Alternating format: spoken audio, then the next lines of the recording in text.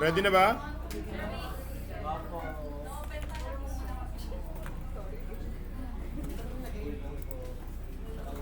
Okay, recording ako.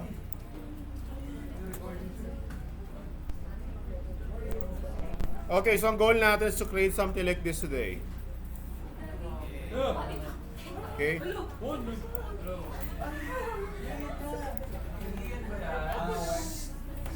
Okay, so this model right here came from a cube.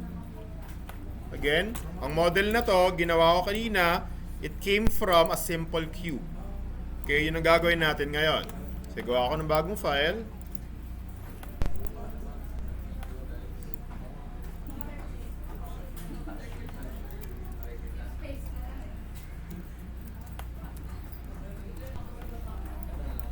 Ready na ba?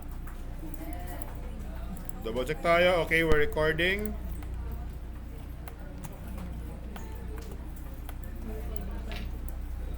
Ready na? Okay. So katulad ng sinabi ko kanina, we are going to start creating the character model using a cube. Kasi may dalawang ways on how to create a character model. Yung first one is by sculpting. So sculpting, meron tayong digital na clay, tapos we sculpt everything from there. Ito naman, I'm going to teach you how to create a character model without even sculpting. So we are going to try to build or to model the character face per face, vertex per vertex. Isa-isahin natin siya. Okay? So this kind of method is called box modeling. So kaya siya tinawag na box modeling kasi literal na nagsisimula tayo sa isang box or sa isang cube. Okay? So I want everyone to go to Poly Modeling Shelf and create a simple cube. Ayan. Cube. Scale up lang natin siya.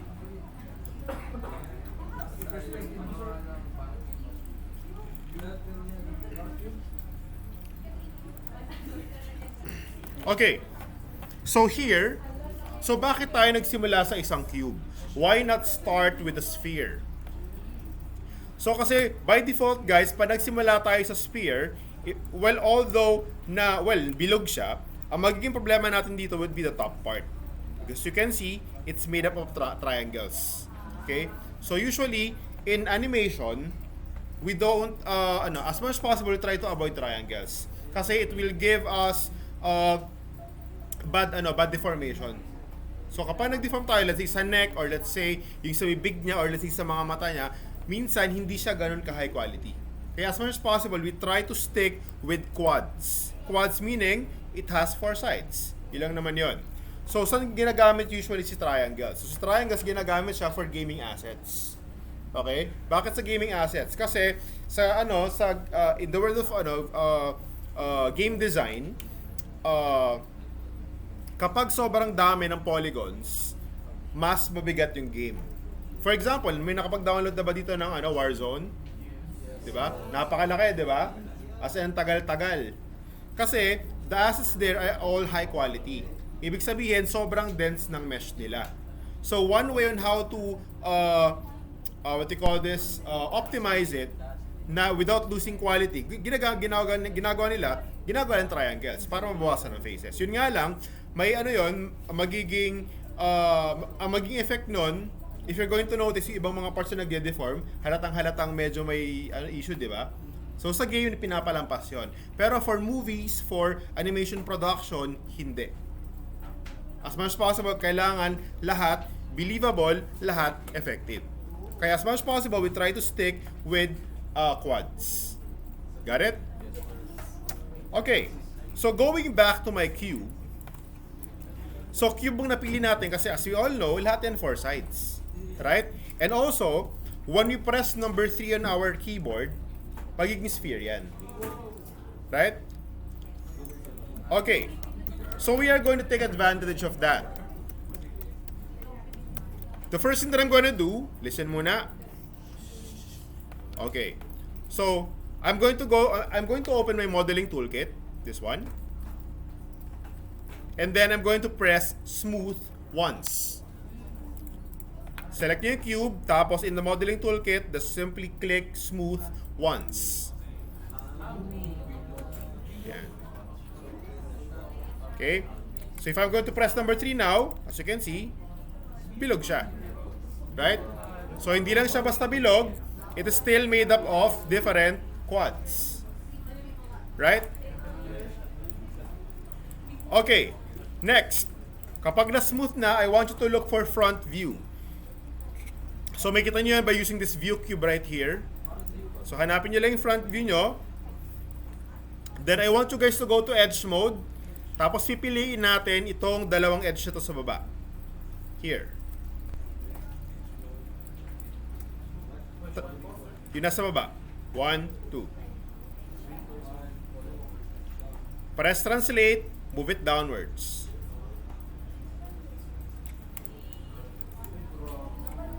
So if you press number 3, we have the silhouette of a head. Victor, sino si Victor? Sorry, sir. Ah, okay, sorry.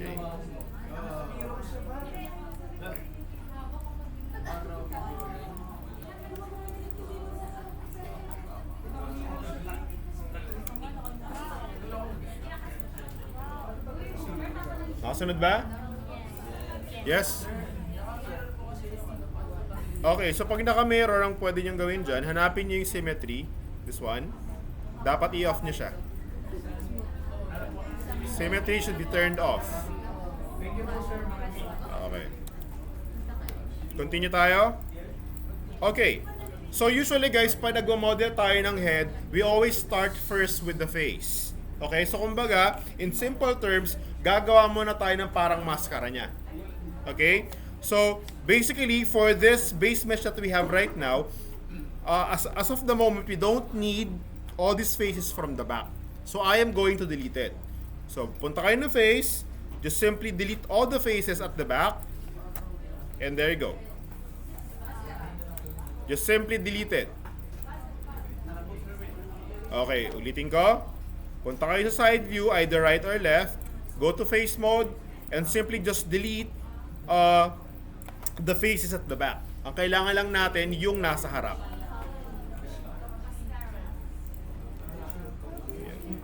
Iba lang natin to.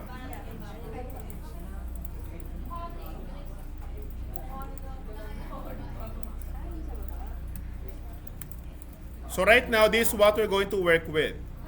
Ito yung itsura niya.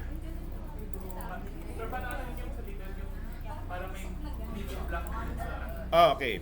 You can go to lighting, two-sided lighting. Lighting, two-sided lighting.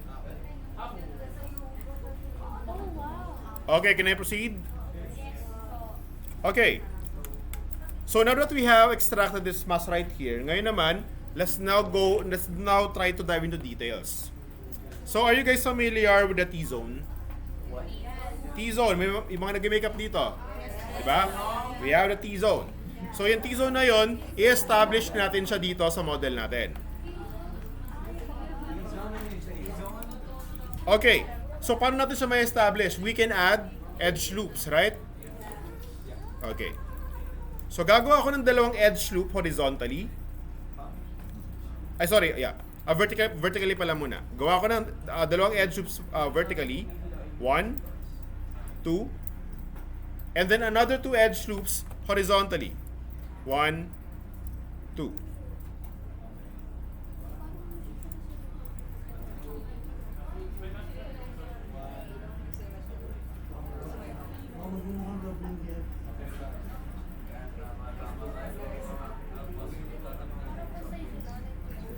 So this one right here, itong edge loops na ito, it will define the boundaries of the eye.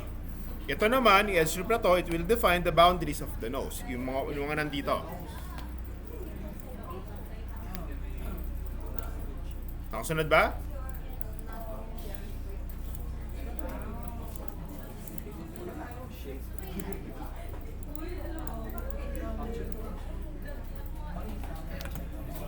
Okay guys, so para tuloy-tuloy, gawa pa tayo ng isa pang edge loop na horizontal. This time, I'm going to put here sa baba. So para saan naman itong edge loop na ito? So this edge loop right here will define where the nose will be and where the mouth will be. Got it? So basically, ang meron tayo ngayon, we have 1, 2, 3, 4 edge loops horizontally. Okay? Got it?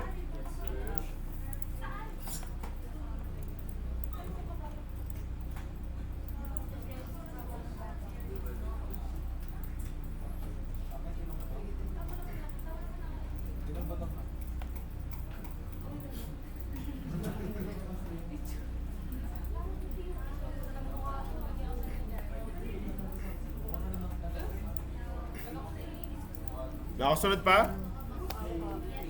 So from time to time guys, always press Control S. Kasi pag nag-crash yan at na-corrupt siya, wala tayong magagawa dyan. Yes, sir. Yes, plate 3. Okay, next. Let's add another edge loop. This time vertical naman. 1, 2. This one. And then this one.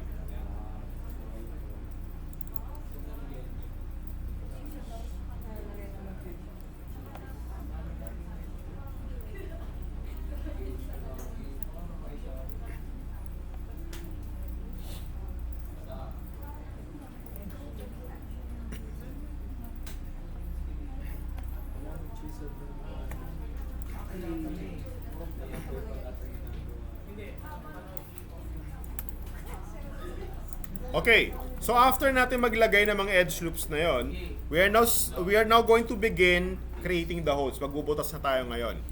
Unahin natin yung mata.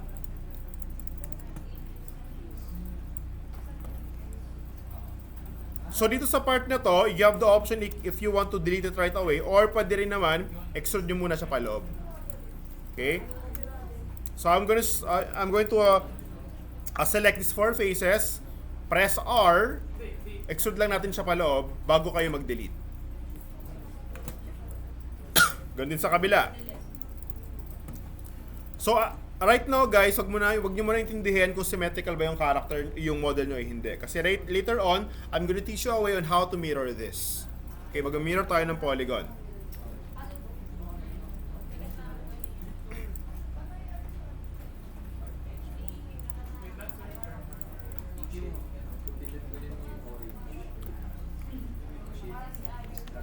Again, 1, 2, 3, 4. Extrude it inwards, inset. Then, you delete. So, bakit natin ginawa to? Aside from creating the hole for the eye, we also want to establish this edge loop. Isang edge loop na to.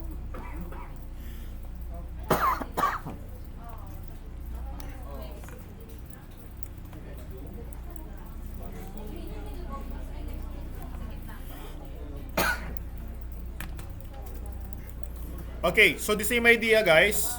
Tingin mo muna sa screen please. The same idea for the mouth. This time, ang hiselect ko, all these faces right here for the mouth. Extrude muna natin ng isang beses before you delete it.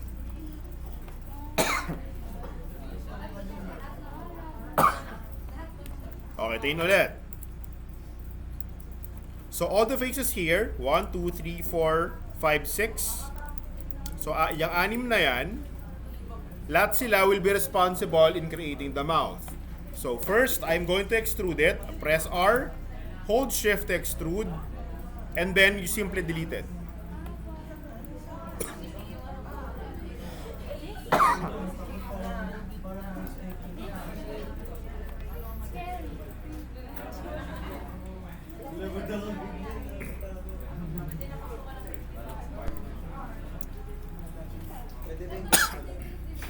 Okay, guys, listen. So from here, ayusin ko na ngayon yung placement ng mga vertices.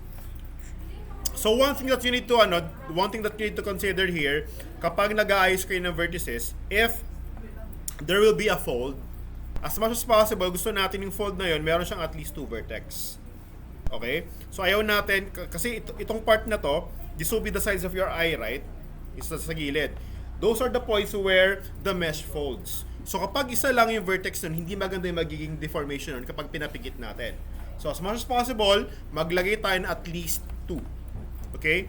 So maglalagay pa ako ng isa pang edge loop dito para basically dalawa sila kapag nag-fold.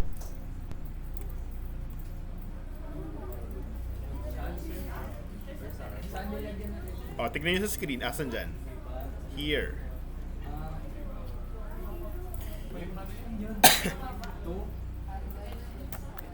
O, ito.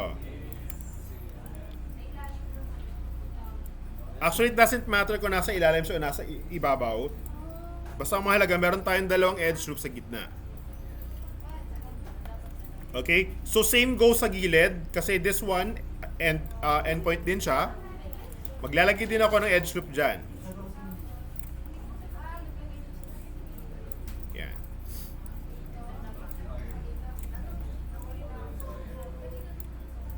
Yan.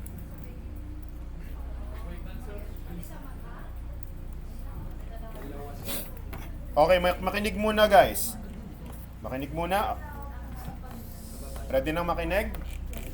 Okay. So, habang gumagawa ako guys dito, hindi nyo kailangang i-mirror kung anong ginagawa ko. Ang kailangan nyo intindihin, yung logic. Okay? So, ang meron dito, sabi ko kanina, ang goal natin is to establish the vertices for the folding points of the eye. Yun nandito, saka nandito. Okay? As much as possible, kapag meron tayong mga points na ganon, ayaw natin isang vertex na magsusupport nun. Kasi masisira siya kapag diniform natin. So, we need to have at least 2 vertices. Kaya naglagay ako ng isa pang edge loop dito. Same goes sa kabila. Kasi kanina, ang mangyayari, yung maging point of folding niyan, isa lang. Eh di maglagay tayo ng isa pa para dalawa. Nakuha ba? Yes, sir. Okay.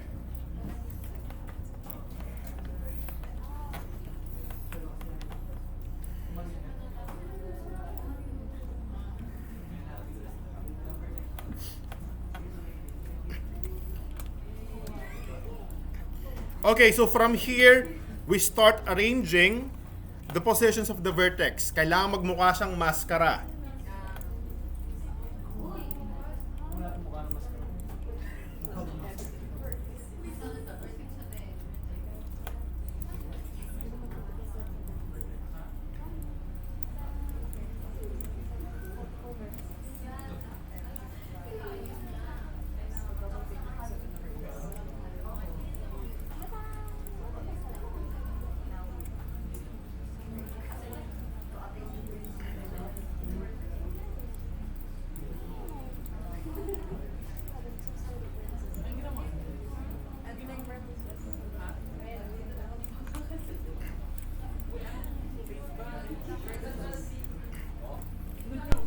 Okay, so in adjusting this model, it doesn't matter if you're going to choose edge mode, vertex mode, or face mode.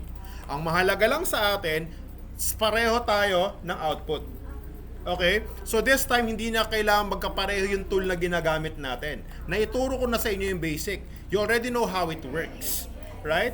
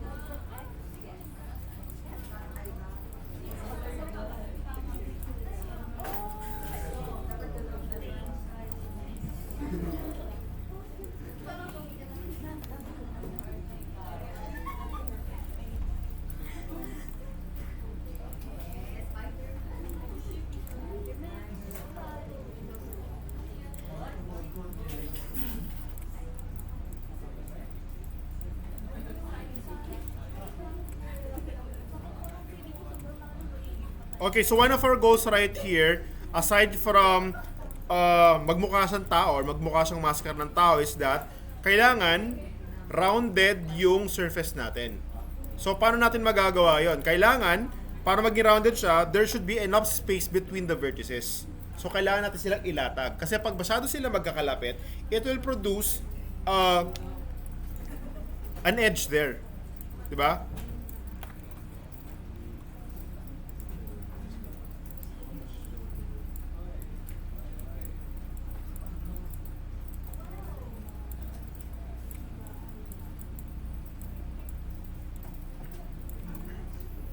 So, paano nyo magagawa yon? Number one, you have to use your judgment. May mga mata kayo, gamitin natin siya.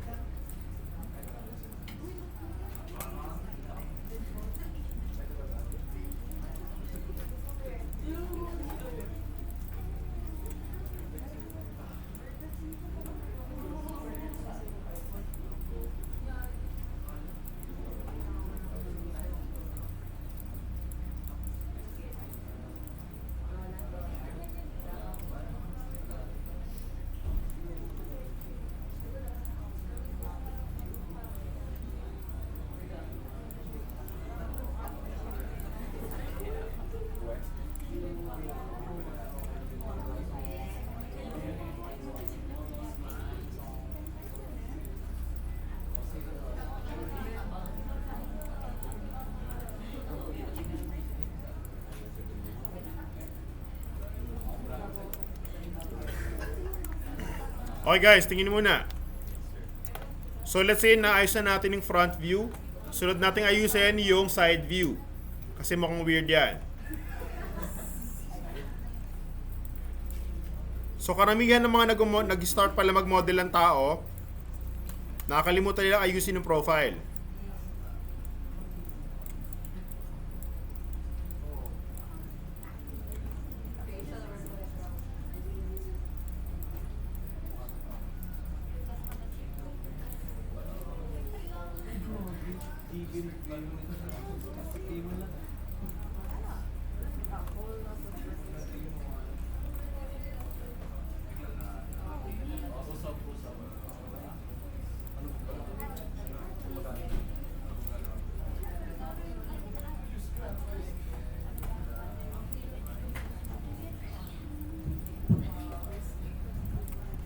Okay, so right now, so ngayon, wala pa akong dinadagdag na kahit na anong edge loops. So it's just purely adjustment of the vertices.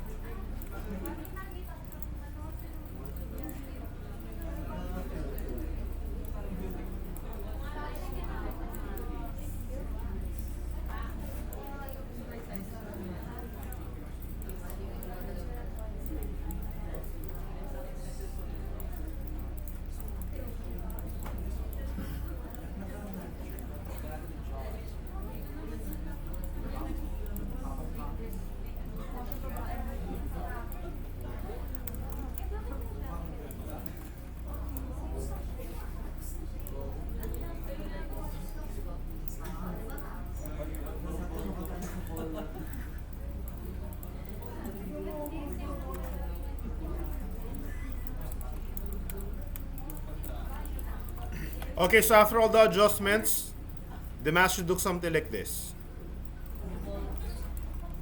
Mukha siyang Voldemort, diba?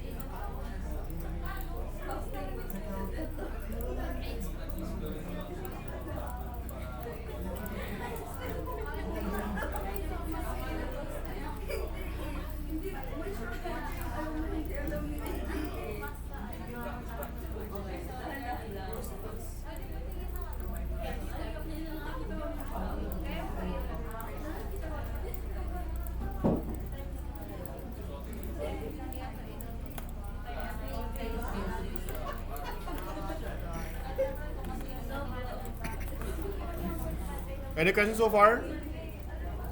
Class?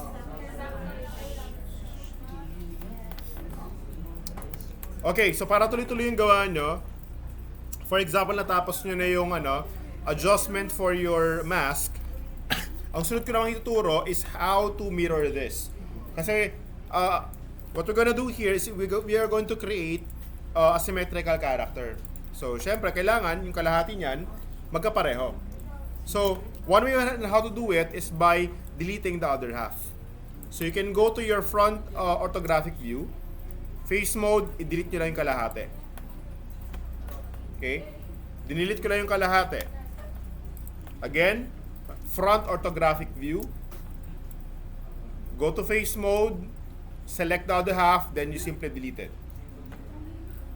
Okay, so one thing that you need to remember, kapag nag-mirror kayo ng mga polygons, kailangan yung center line nila or the vertices along the center line should be properly aligned. So lahat dapat sila pantay-pantay. So one technique that I can share with you para magawa yon, punta kayo ng vertex mode, I will be selecting all the vertices along the center line. Ayan siya. And then from there, I'm just going to press R for scale. Tapos gagamitin ko yung horizontal axis. I'm just going to push it towards the center. Nakikita gumagalaw yung mga vertex? Do you see it? So, habang ina-adjust ko or ginagalaw ko siya, yung handle towards the center, lahat sila ngayon nag-straighten. So, paano natin malalaman na straight na sila or pantay-pantay na? Kapag hindi na natin malagay or magalaw yung handle towards the center. Yan o. Kahit anong pilit ko, hindi na siya gumagalaw. It means, all the vertices now are aligned. Paliwanag ba? Okay, so pag aligned na, I can now go to object mode, shift, right click, mirror options. Again, object mode, select the mesh, shift, right click, mirror options. So in mirroring, ito lang naman kailangan yung tandaan, make sure yung cut geometry naka-turn off. Okay? Kasi kapag naka-turn on si cut geometry, ang mangyayari dyan, mag-mirror siya pero hindi sila magkadikit. So kumbaga magkahiwalay na mesh sila. Okay? Geometry type, set to copy, axis is X. So just click mirror and nag-mirror yan. So look at the output here. Quiet mo na. Okay. Anong napansin niyo nag-mirror ako? Ha? Ano nangyari? Okay, that is correct. So, as you can see here, nung nag-mirror ako, yung mga vertices na magkakalapit, nagdikit-dikit. Quiet mo na, para hindi ko na uulitin.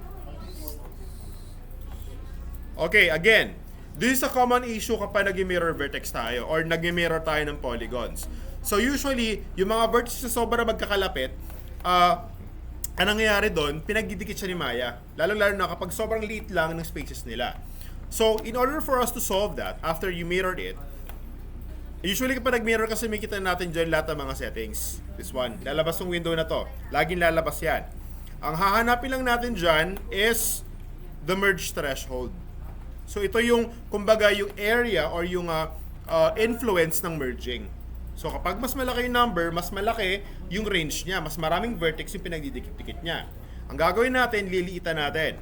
So, safe na value, 0.1 muna tayo, 0.1. There. Pag may mga magkadikit pa rin, gawin yung 0.05. Basta wag lang kayong pupunta ng 0. Kasi pag naging 0 siya, magiging magkahiwalay sila. Wala siyang i-merge sa vertex. Maliwanag ba? Ayan siya.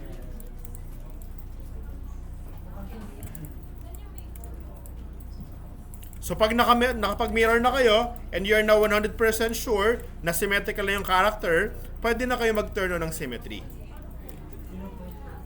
Symmetry can be found here. May drop down dyan. By default, naka-off siya. May dalawa kayong axis na may kita dito. We have here object, saka world. Ano ba yung kaibahan nila?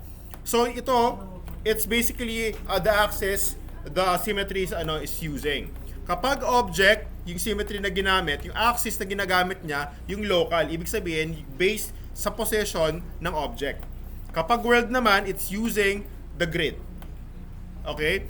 So ako personally, ginagamit ko lagi sa object X. Para hindi ko nakasiguraduhin na lagi nasa gitna ng grid yung character ko. Okay? Yun lang naman yun. If you want to use world axis, kailangan nyo na siguraduhin na nasa pinakagitna ng axis yung character nyo. Got it? Okay, so from there, as you can see, pwede na akong mag-adjust. Ayun, no? Nakasymmetry na tayo.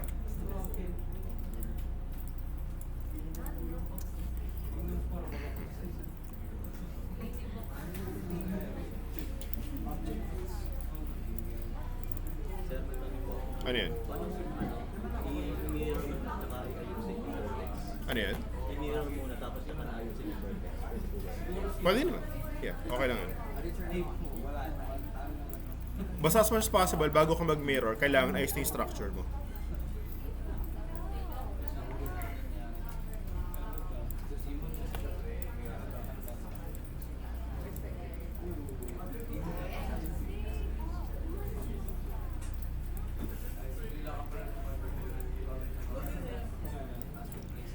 Okay, so in my experience guys, common issues kapag nakasymmetry tayo is extruding. Nagkakaroon ng problema yung extruding kapag nakasymmetry. Kaya just to avoid it, kapag mag-extrude kayo, i-turn up nyo muna temporarily yung symmetry.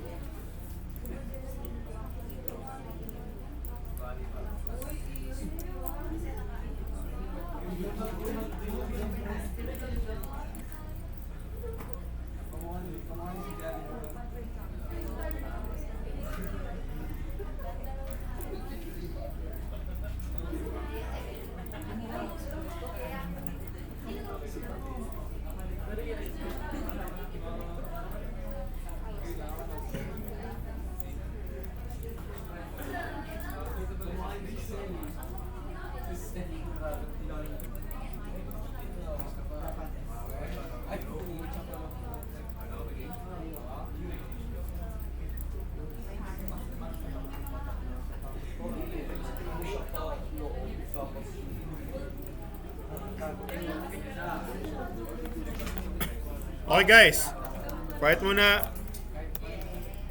Let's try to work with the eye. Gawa na tayo ng mata. Okay, so the first thing that I'm gonna do here is I'm going to go to edge mode. Isaselect ko lang itong vertex na ito. The edge loop for the eye. If you double click, makukuha niyo yung buong edge loop. All you need to do is just to extrude it. Go to scale, hold shift to extrude. Ayan siya.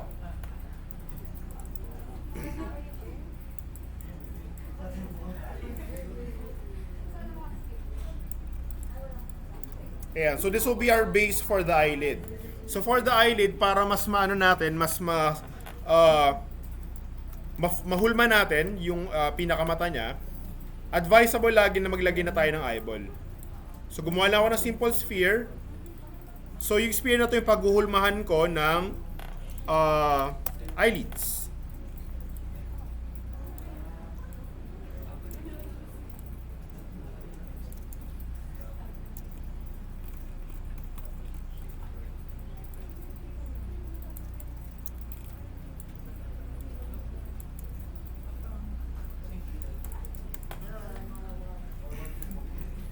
Yan.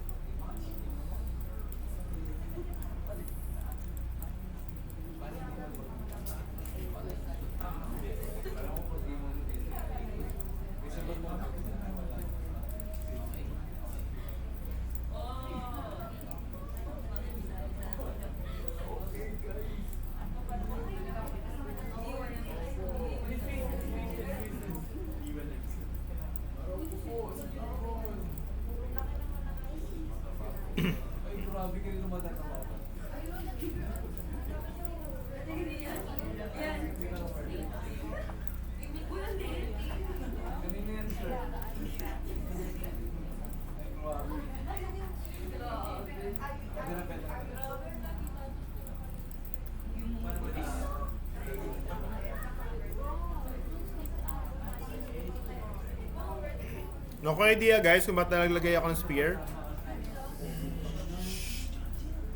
Yan, so kumbaga hinuhulma ko lang talaga siya. So kapag nakuha na natin yung yung form, I can now start adding more edge loops. So one thing that I'm gonna do here, i-extrude ko yung buong edge loop na to paloob. So kumbaga maglalagay tayo ng socket for the eye. Kasi pag hindi, as you can see, masyadong flat yan. Right? So extrude ko siya paloob.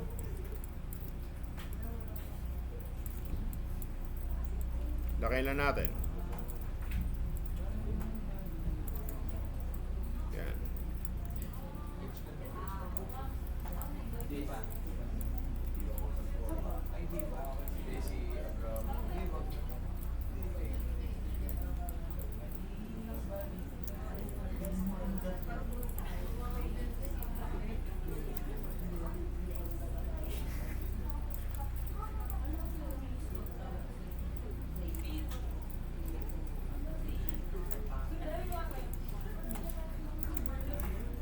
And then from there, magdagdag na lang tayo ng edge loop. So, for example dito, kung titignan nyo, ang kulang sa kanya volume. Right? Kulang ako ng volume dito sa sa talukap. So, maglalagay ako ng edge loop dyan.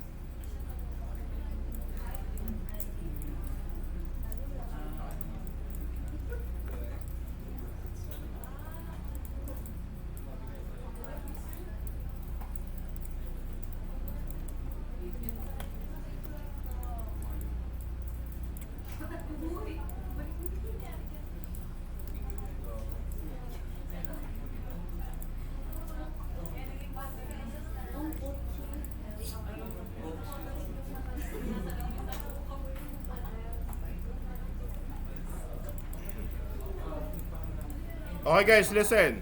So kung sakaling nalilito kayo at ninyo alam itsura ng ng mata, use all your available references. Pag kumuha kayo ng salamin, tignan niyo yung mata nyo.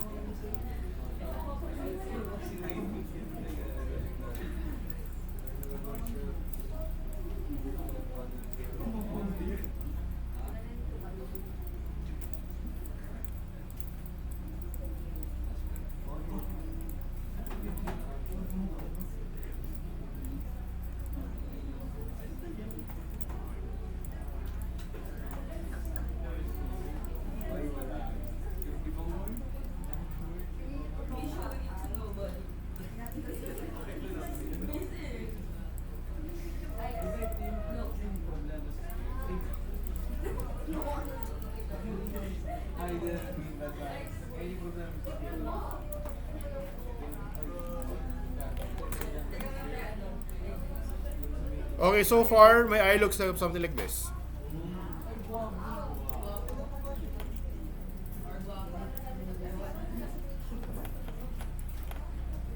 Any questions?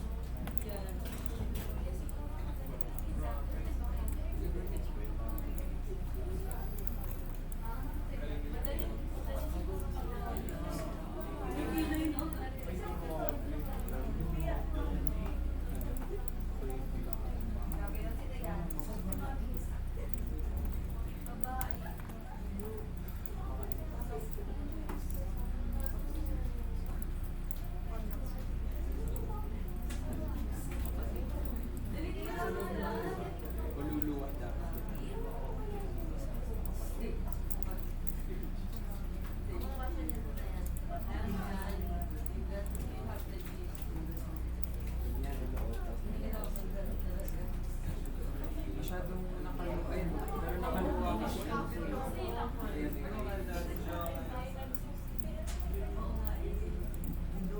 Ano tawag dito?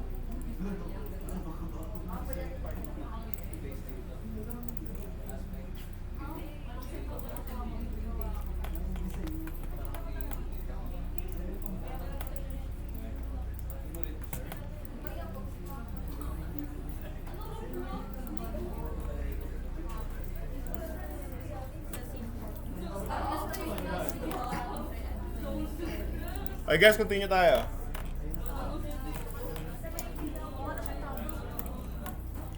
Okay. So next naman na gagawin ko dito would be the mouth. So yung sa mouth, it's basically the same idea kung paano ko ginawa yung mata.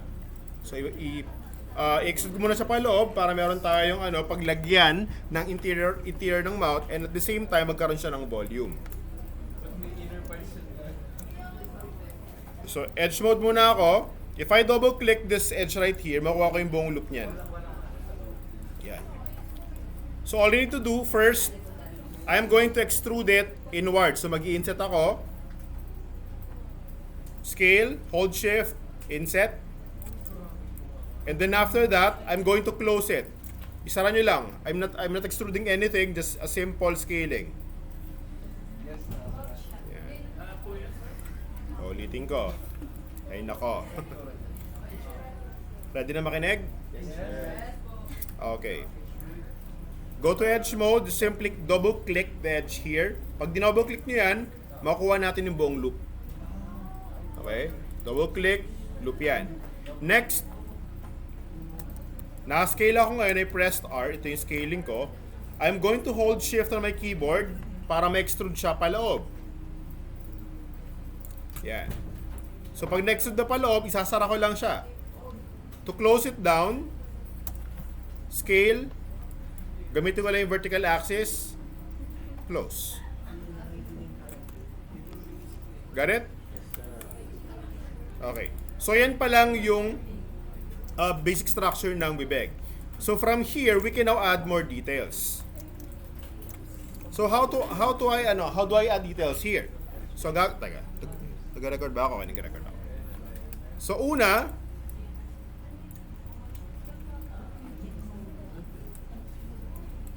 vertex mode muna ako, and I'm going to define the shape of the lip. Okay? Kokortehan ko muna yung labi, kung ano yung magiging form niya. Kasi yan yung magiging guide natin later on.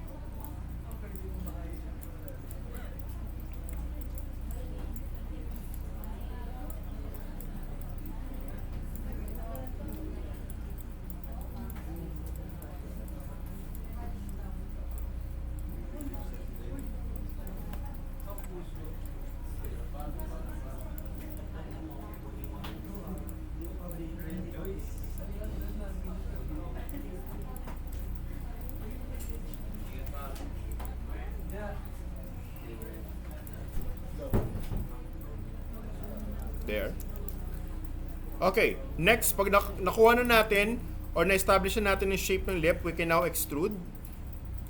Kunin ko to, ipasok ko naman siya sa loob. W, hold shift, ito yan. Again, para lang magkaroon tayo ng volume sa loob ng bibig. See? Ulitin ko, tingin.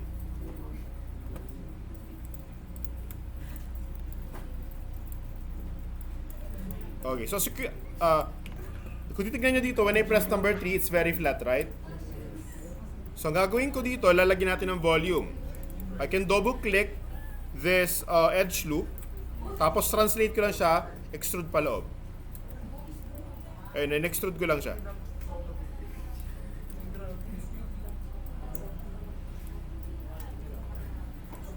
You got the idea? Yes, sir.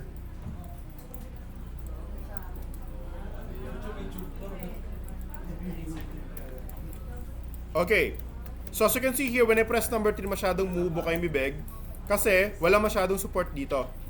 So I can put an edge loop there.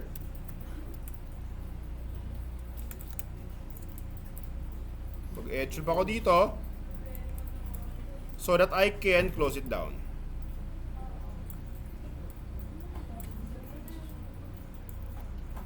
Okay. Next. Nagkakaroon na tayo ng labi. I just need to establish the shape. Kaya wala siyang shape kahit inayos ko yung vertex nito kasi yung lips natin wala pang volume. Right? Masyadong flat yan eh. Tama ba? So, to create that volume, what I can do, another edge loop here in the middle. Siya ngayon yung move ko forward to get that volume. Kikita? Ayun na. Diba? So, hindi ako nag-extrude dito. Ang ginawa ko lang, naglagay ako ng edge loop.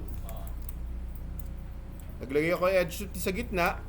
Tapos yung edge loop na yun ang gagamitin ko so that I can move it forward. I just translated it forward para magkaroon tayo ng volume. As you can see, nagkakaroon tayo ng labi. See it? Okay, so from here, puro ano na lang to? Puro refinement na lang. So I'm just going to define the parts. So if you're going to notice when I'm modeling, I'm always going from hard surface to soft preview, di ba? Para lang makita ko. Kasi ang goal natin dito, guys, dapat kahit naka hard surface mode yung model nyo, kailangan maayos and well spaced yung mga vertices. Okay? Kasi kapag kapag nag-work lang tayo sa sa smooth preview, manitrick yung mata natin eh. Sa smooth maayos siya, pero when you go back to hard surface, sira-sira pala yung mesh. So ang goal natin, both previews dapat maayos.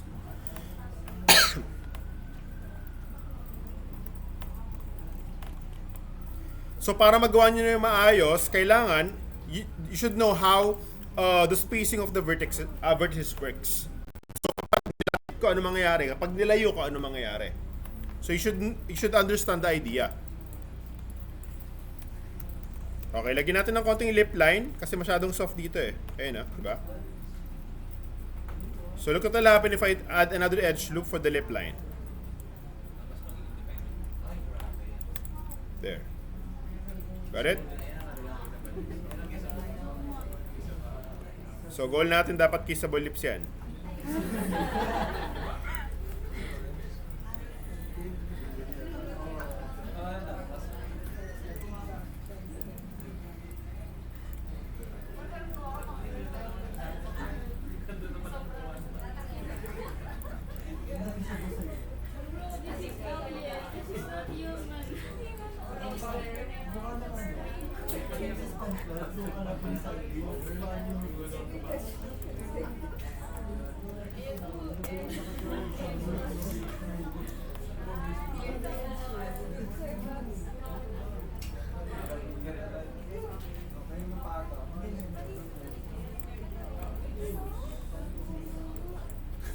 Yes? Yung post naman po yung yung recording. Yes.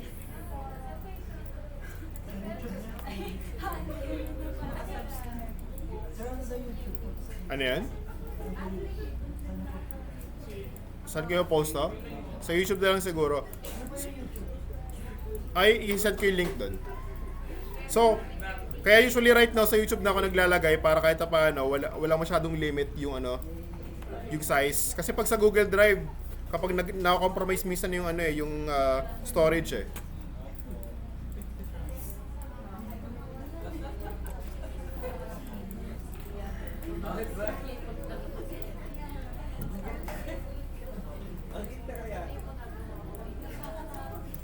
Pero ang gusto nyo, mag-subscribe na rin kayo.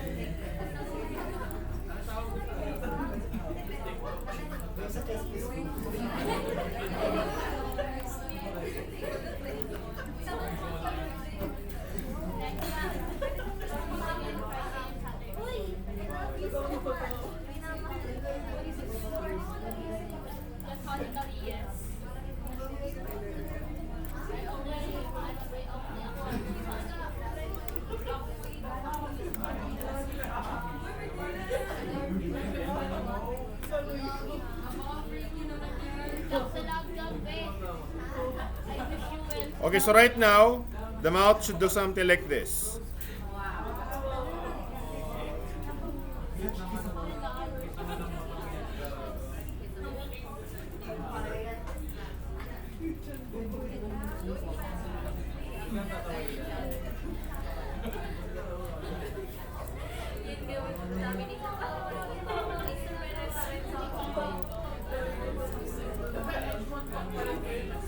Ha?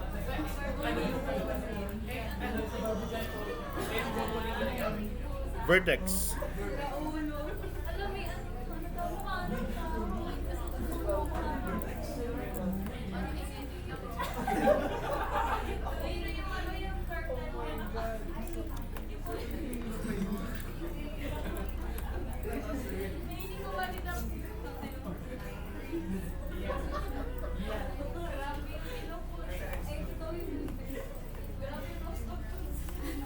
Kumusta guys? Magkamukha na ba yung gawa natin? Hindi po. Hindi pa? Magugulat ba ako pag tinignan ko yan? Artistic freedom?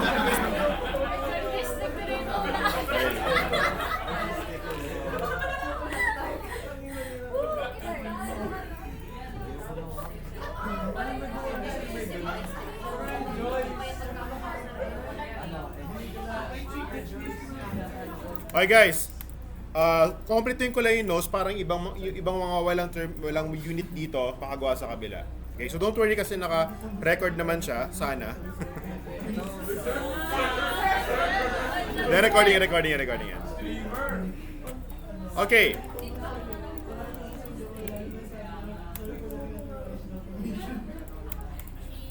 Okay, so sunod kong gagawin ngayon will be the nose. Quiet muna. Ready na makinig? Okay. So for the nose, kukuha lang ako ng faces na pwede ko magamit. So I'm going to choose the 6 faces. 1, 2, 3, 4, 5, 6. Ayan siya. I'm just going to extrude it once. Isang beses lang. There you go. And then, para magmukha siyang ilong, vertex mode tayo. I'm just going to adjust it. I'm going to adjust its profile.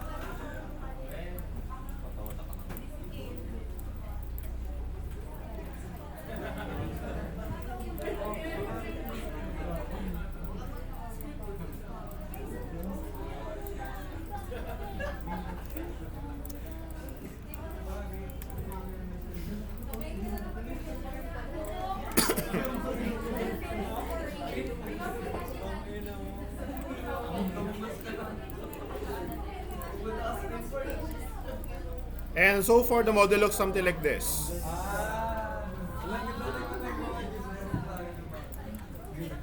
Okay, dadagdagan ko lang siya ng konting detail.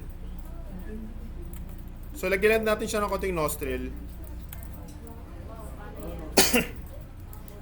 Simple lang naman siya. Kukunin ko yung face sa magkabilang gilid, extrude lang natin palabas.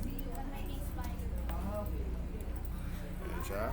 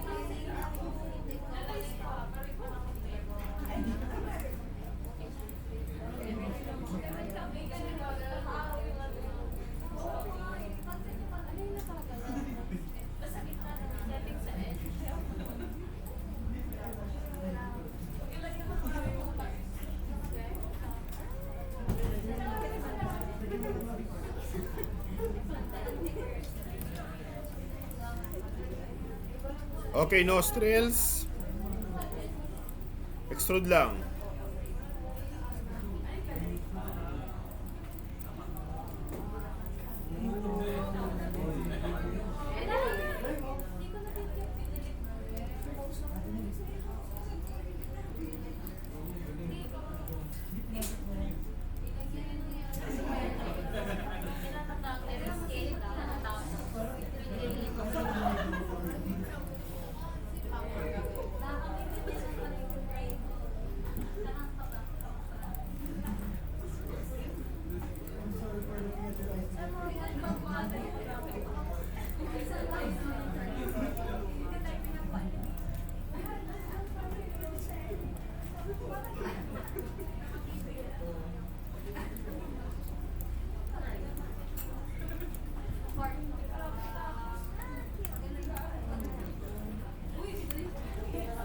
Okay. So mag-mirror ulit ako, guys. Mirror ko lang siya ulit. So pwede kayo mag-mirror multiple times during the process.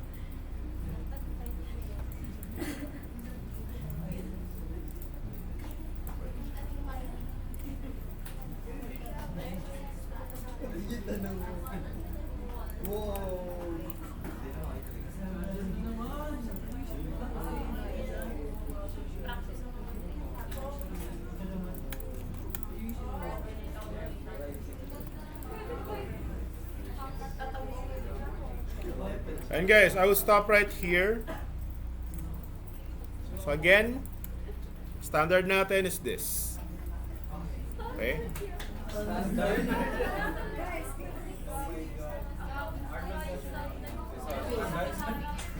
Guys, listen. So, ginawa ko naman siya from scratch, right? So, lahat ng mga techniques, sinabi ko sa inyo. Ang kaibahan lang natin, may experience ako. I've been doing this for years. I've been doing this for as a part of my job. Right? So, yung sa inyo, mas matagalan ng konti. Right? So, ngayon, you need to put in the work. Okay? Mas matatagalan na ng konti sa inyo kasi hindi pa kayo sanay. Pero, as time goes by, habang pinapractice, bibilis din kayo.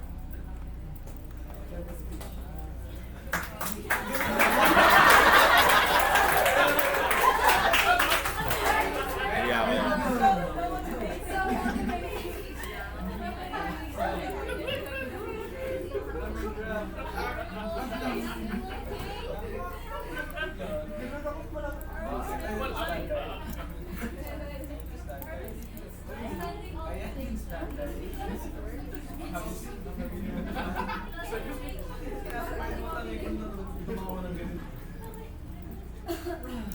Yan po yung standard na, sir. Yep. Sir, hindi yung makita yung standard namin.